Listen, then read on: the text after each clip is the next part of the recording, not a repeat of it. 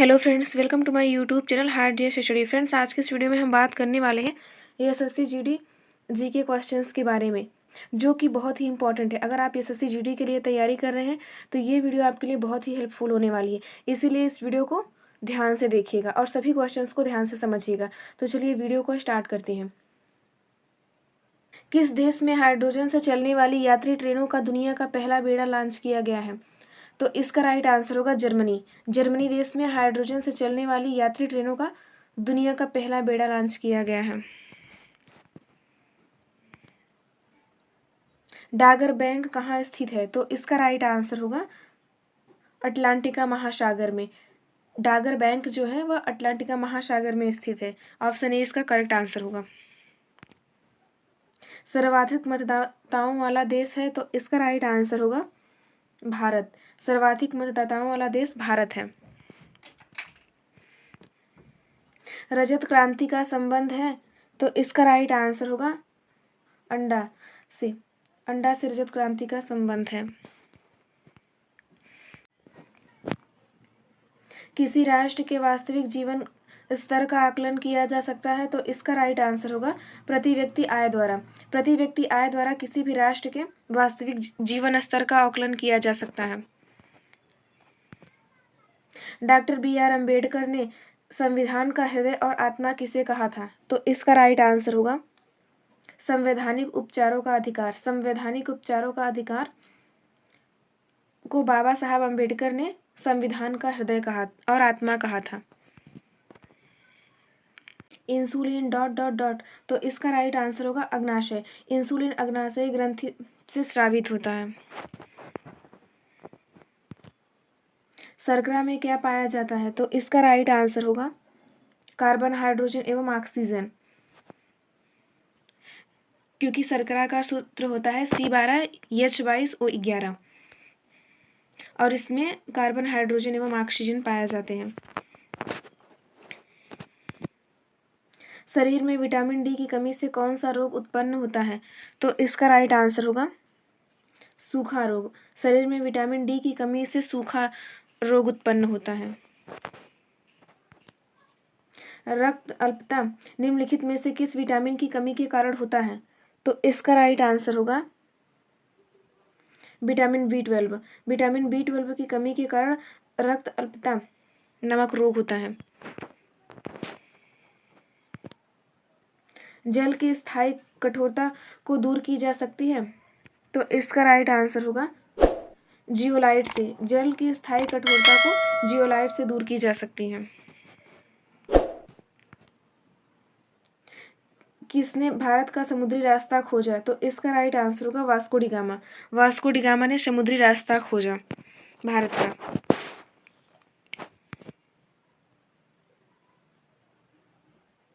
चतुर्थ बौद्ध सम्मेलन किसके शासनकाल में हुआ था? तो इसका राइट आंसर होगा कनिष्क।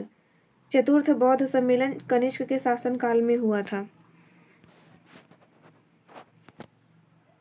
राष्ट्रीय जनगणना कब शुरू हुई? तो इसका राइट आंसर होगा 1872 ईस्वी में। 1872 ईस्वी में राष्ट्रीय जनगणना शुरू हुई। खरीफ फसल काटी जाती है, तो इसका राइट आंसर होगा अक्टूबर नवंबर में।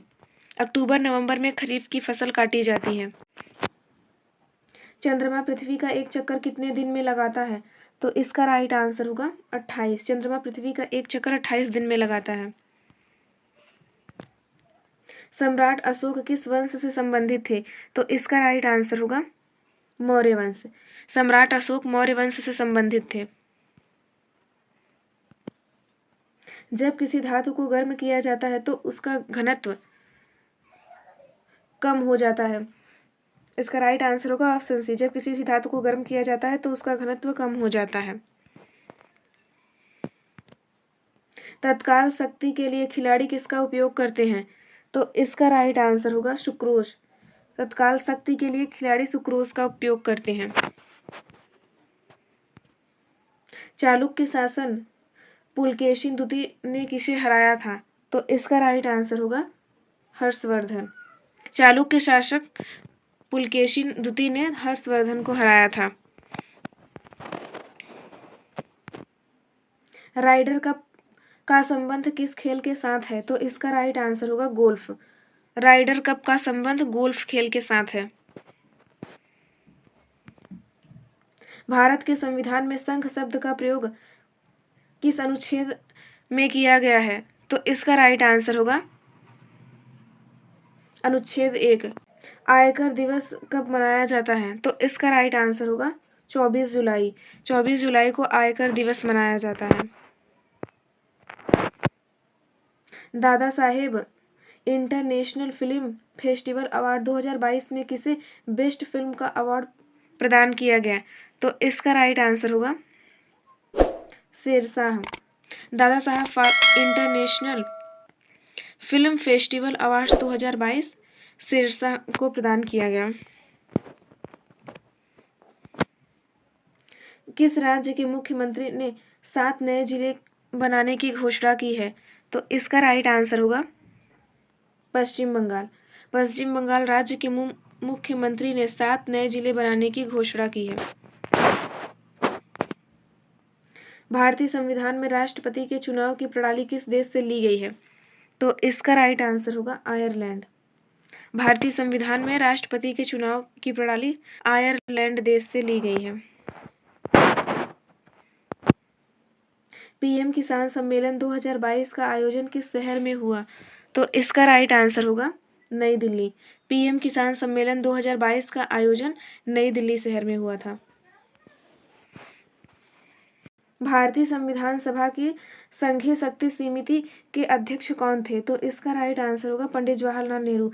भारतीय संविधान सभा की संघीय शक्ति समिति के अध्यक्ष पंडित जवाहरलाल नेहरू थे।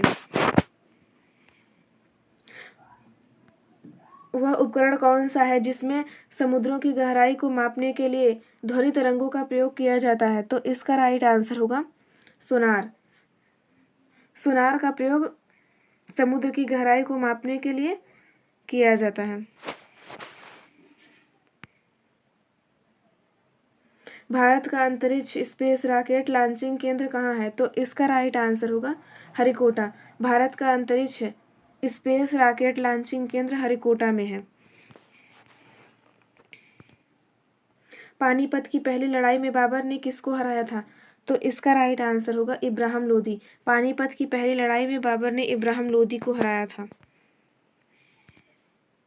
जहांगीर के दरबार में ब्रिटिश शासक जेम्स प्रथम का राजदूत कौन था? तो इसका राइट आंसर होगा विलियम हॉकिंस। जहांगीर के दरबार में ब्रिटिश शासक जेम्स प्रथम का राजदूत विलियम हॉकिंस था।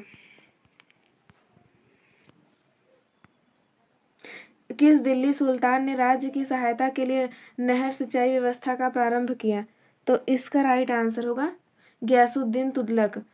गयासुद्दीन तुगलक ने दिल्ली सुल्तान ने राज्य की सहायता के लिए नहर सिंचाई की व्यवस्था की।